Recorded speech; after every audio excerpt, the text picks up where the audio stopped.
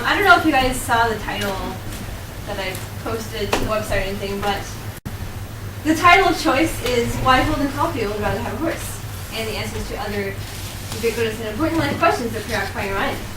So, the first question we will answer is, who on earth is Holden Caulfield? It's from a book. Yeah! Oh my gosh, that was so good! I even brought in clues just in case you all didn't get it. I'm so impressed. Obsessed. Yeah, so Holden Caulfield is the main character, Catcher in the Rye. And the last line of this, the last couple lines are one of my favorite quotes. If you're friends with me on Facebook, you'll see that it's on my favorite quotes compartment on my wall. But anyway, take a second, read that, and then you'll find out why I care about it.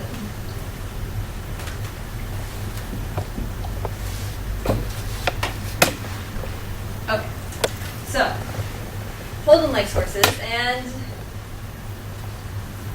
as chance would have it, so do I.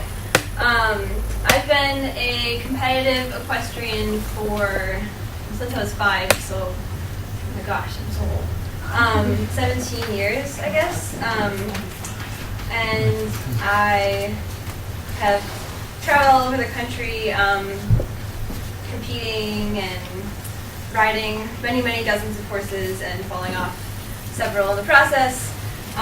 But it's something that it's been kind of the one constant hobby in my life, and it's very, very much my passionate pursuit. So to show you in a mathematical sense, since we're all math-loving engineers here, kind of how that's translated to my life, I did this in equation form. So, after many toys and books and clothing items associated with horses that I've accumulated over the course of my life, it's all led to lots of amazing, wonderful experiences that have very much made me the person I am, and that I wouldn't trade for anything. So, why I'm talking about this to you is because I want you to know that I think horses are really cool. And I didn't really know how to communicate that because, sometimes you get so entrenched in something that you don't really know what other people's views of it is. And that's kind of how I came into this talk. I was like, yeah, I'll totally do it. And I was like, what the heck do I say?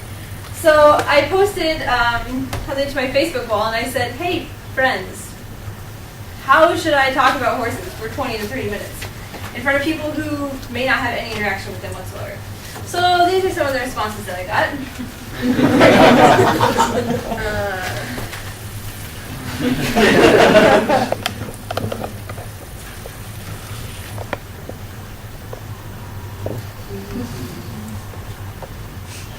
And then my clever younger brother.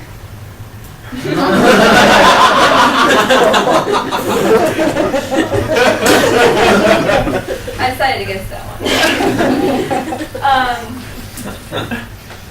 So, probably wondering, well, I haven't really started talking about horses. Where's this going? That last point is, somewhat irrelevant. Although it might be true. But horses are totally, insanely, awesomely cool. And you're probably wondering, all right, so I know, I've seen horses, heard of Black Beauty. There's this thing called every 1 year that comes on ESPN, but what do you even do with horses besides just like ride them? Well, yeah, you can ride them, and you can ride them in cool places, like the beach, which is still on my to-do list. If anyone has any connections there, please let me know.